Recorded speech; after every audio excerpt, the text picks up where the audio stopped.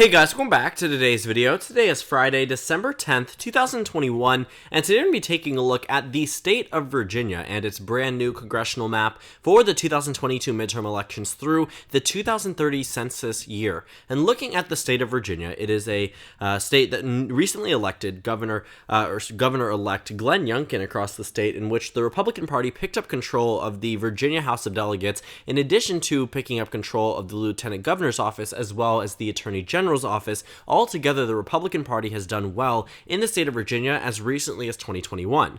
But taking a look at the 8 years prior to that, the GOP really didn't have much luck. In 2012, Barack Obama won the state of Virginia. In 2013, Terry McAuliffe won the governorship for the Democratic Party. In 2016, Hillary Clinton won the state. And then 2017, Terry McAuliffe ended his term as governor, and then Ralph Northam took over, in which the Democratic Party was able to get very close to control of the Virginia House of Delegates. Fast forward to 2019, Democrats pick up the Virginia State Senate and the Virginia House of Delegates, and then in 2020, Joe Biden wins the state by a margin of 10.1%. So with 8 years of Democratic history leading into the census year, people expected that the Independent Commission might draw a map that reflects what we roughly saw across the state itself. Disregarding what happened in 2021, and actually beforehand, the Virginia Commission could not come together and reach an agreement about what the final map should take a look at. In fact, many members of the Democratic side decided to walk out altogether. Some of these maps, they said, were ludicrous and were absolutely unfair. This started off with the first ever map actually giving the GOP more of an advantage in the state of Virginia than Democrats, even though the Republican Party has failed to capture Virginia, and the last time they did so was in 2004. And of course, Glenn Youngkin's victory might be saying, okay, the Republicans do still have a say in Virginia politics, but then again, the state of Virginia itself is overwhelmingly still Democratic, just with a one-off election, or at least that's how I see it.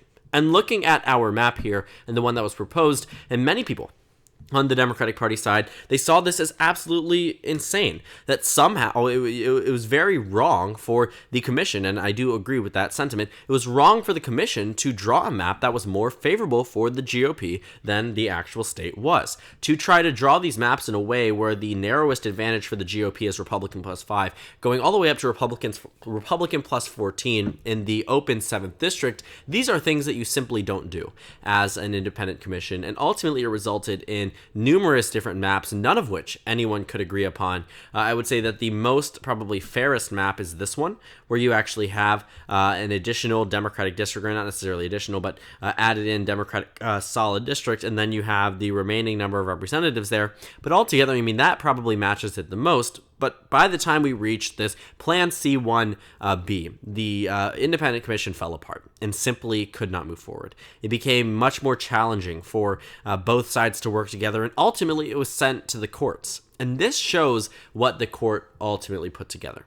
The Virginia State Supreme Court appointed one Democrat and one Republican. That's right. Just two people came out with this court-appointed map.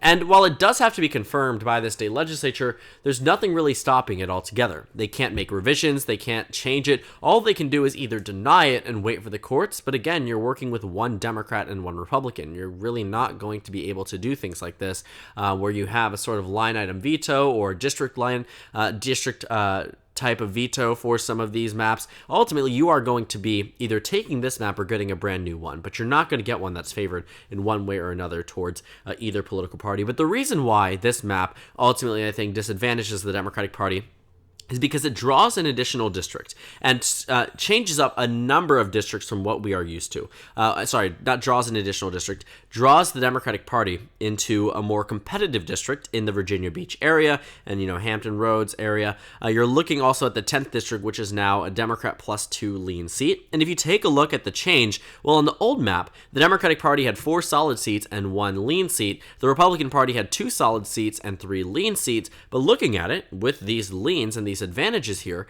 the Republican Party, now in this new map would have 4 solid districts and 1 lean seat with just 1 toss-up.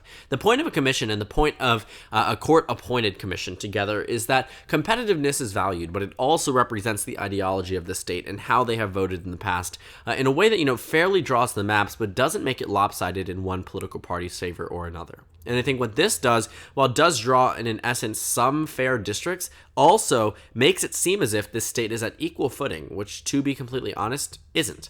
There's a reason why Joe Biden, Barack Obama, Hillary Clinton, all of which were able to win the state of Virginia. Virginia is still inherently a blue state. Just because Glenn Youngkin was able to win in the state of Virginia in 2021 doesn't mean Virginia has any type of alternative trajectory than voting blue in 2024. You can actually see this. Taking a look at previous elections, not necessarily in Virginia, but I will bring up Virginia in an example in just a moment, but 2018, for instance.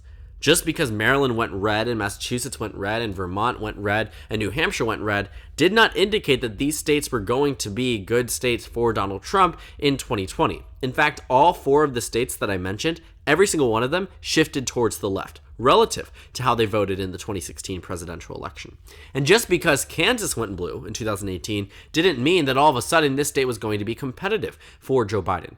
To argue that Glenn Youngkin's individual victory is the turning of a tide entirely specifically to Virginia, I think, is to be completely naive about what actually went down. The Democratic Party hit a low point. Joe Biden's favorability rating fell out of public approval. And, looking at the numbers, it made sense that Virginia went red. But it doesn't make sense to treat Virginia as some state where the Democratic Party doesn't have an inherent advantage, because they absolutely do. And you can see this time and time again in the state of Virginia. I also want to bring up Virginia's 2009 election result, just a year after Barack Obama won the state by 6 points statewide.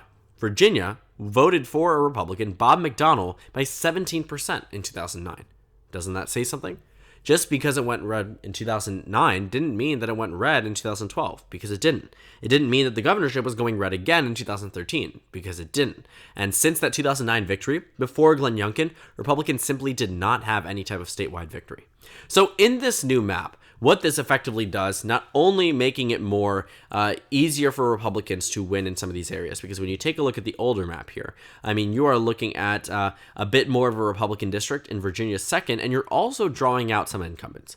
This new Virginia 10th race was a race that wasn't previously that competitive. And now you're drawing out some incumbents in some of these more solid Republican districts. And I think that while maybe it necessarily wasn't intentional, it definitely screws over and changes around our map quite a bit. And I'll let you see this in an actual visualization. So as you can see on this side of Virginia, you're not seeing much of a change in terms of the incumbent. You're still seeing Ben Cline remain in the Virginia 6th. You're seeing Morgan Griffith remain in the Virginia 9th district. You're seeing Bob Good remain in the 5th district there. But what you see in the 1st district is actually a change. In the old map, Abigail Spanberger was put in a district that has a partisan lean of Republican +5, and she was able to win there. Looking at the results in the state of Virginia in the 5th congressional district, 7th congressional district, let's go ahead and shoot down there. In the 7th district, Abigail Spanberger, while nearly lost, was still able to hold on by a margin of 1.8%. And that was in a district that was previously Republican +5. Well, in this new map, not only is she drawn out of the 7th district, meaning she represents an entirely new district, she also is drawn into another one, a more conservative one with a Republican. And you can see this here. In the 1st district, Abigail Spanberger is thrown into the mix with Robert J. Whitman. This now has a Republican lean of 16. In no way does she win this race. What about the neighboring district? You also see it as red. Well, Bob Good is fine, right? His district is going to be pretty solid. Looking at where it was before too, it was Republican +13. Now it's even more conservative. And so looking at this, what happened here? Well, what they did was draw an additional competitive district, but at the expense of the 2nd district becoming pro-Republican. So that's what happened here. The 6th district, the 2nd district, which was Elaine Luria, congressional district, her race here, Republican +2. Let's take a look at how well she did. We'll bring that up in just a moment, actually. There's a reason why 1944's election there. I've mentioned it multiple times in the previous video, but she won by a margin of about 6 points. Well, when you throw her into a new district, that is effectively 4 points more conservative. Given Joe Biden's popularity, given the way that the race is probably going to go in 2022, she's done for. Looking at this new map, what this does is removes Abigail Spanberger entirely as a representative unless she wants to carpetbag. And what do I mean by that? Well, unless she wants to move up into the 7th district, and you can see, take your eye and look at the 7th district right now and look at the change. This is where the 7th district was, and this is where it is now. In actual very few areas, you can see a very narrow crossover a very narrow crossover. Practically, 1/100th of what was the previous 7th district remains in the new 7th district. And while that might not necessarily have been a direct targeting or intentional towards Abigail Spanberger, what it does is cuts out the role of an incumbent in that region. She doesn't live there. She doesn't represent those constituents. Those are not her constituents. Those are not her neighbors. And while she may choose ultimately to run in that race because now it is a more pro-Democratic district, people can accuse her of carpetbagging, and she just doesn't have the coalition there like she did previously. And that's why this new map ultimately screws over the Democratic Party in a state that really is pro-Democrat more than anything, at least from what we've seen historically speaking. And that really jeopardizes the Democratic Party in 2022 because at that point in time, every single seat matters. You can see in the state of Virginia that the Democratic Party held on sometimes by very narrow amounts, and they were lucky to do so. Now there are Democrats that are put in more competitive regions. In what was a Democrat plus 12 region with Jennifer Wexton is now a region that is Democrat plus 2 with Jennifer Wexton. She's practically done for if the 2022 shift resembles anything that we saw in Virginia in 2021. And that tells you everything you need to know for these incumbents. What you are going to see is that after 2022, the Republican Party will represent the majority of the state, simply because of this new redistricting process that was done by these court-nominated appointees. These are people who were not a part of the original independent commission that stepped in because the independent commission could not make a deal, but the fact is, two people ultimately decided the brand new map for the state of Virginia. And they are harming Democrats as a result of it. And I don't think it's intentional, but it is something to point out because the Democrats do need every single seat for 2022. And you can start to see this as building some type of negative reaction, I think, for Democrats for these independent commissions. And this is going to be the topic of tomorrow's video, but we are going to be talking in depthly about them. Because what they have done is effectively draw the Democratic Party out of states where they otherwise would be able to gerrymander. And I'm not saying I condone gerrymandering in the least bit, but what I am saying is that in this reality, where both political parties are striving to get the most districts possible, if it is completely lopsided on one side of the political aisle, where there are independent commissions, it jeopardizes that political party, simply because they want to play by the rules. And I think that's something that can be certainly discussed further. But it's seen here in the state of Virginia. Because you have equal Democrats and Republicans, nobody's going to break that tie if they all want something else. But the thing is, the state of Virginia isn't a bipartisan state. It's not back and forth. It's almost always Democratic, and there are clearly more Democrats in Virginia than there ever have been in quite some time now. There are clearly more pro-Democratic voters, whether independents or not, because they don't have party registration. It is very clear here that voters are more receptive to Democrats than they've been in quite some time now. And while Glenn Youngkin had that individual victory and Winsome Sears and other candidates across the map, that might be a momentary setback for the Democratic Party. But Virginia is still moving down that trajectory where it will continue to vote blue in future elections. And the reason why I brought up the 1944 election is just to show the irony of the situation altogether. The fact is, the Democrats performed the best in the state of Virginia since 1944 in the 2020 election. And yet somehow, this independent commission argues that there should be equal Democrat and Republican representation on this map. And while I do think it is fair to have Republican representation entirely, even though Democrats at the time of redistricting being put up had a trifecta, I do think it is important that the party that consistently wins elections, with maybe a one-off type of scenario, the party that consistently wins elections should have precedent and should have the majority rule on their side in a commission of that nature. And I think that, of course, it is important to temper a certain party, and I think that's exactly what has been done, but in an adverse way. Because now this new map no longer represents the will of the people in the state of Virginia, and in many cases through the next few elections could very well underrepresent the amount of Democratic support across the state. And that is a concern here. It's a concern not because it's Democrats, but because simply the vote share across the state might be 55 to 44, but in this new map, it might be still majority Republicans, simply because of the way that they have been drawn. These are things you have to worry about. Because looking at the baseline from 2020, you're looking at a map where you have Democrats in office, right, in certain red districts, but the districts were not nearly as Republican as they are now.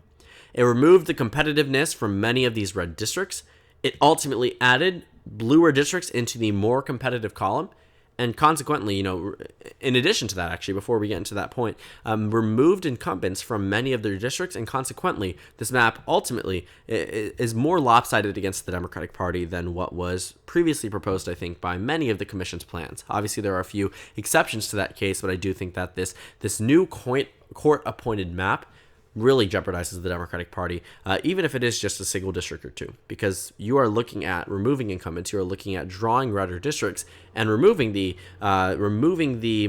competitiveness of many districts as well.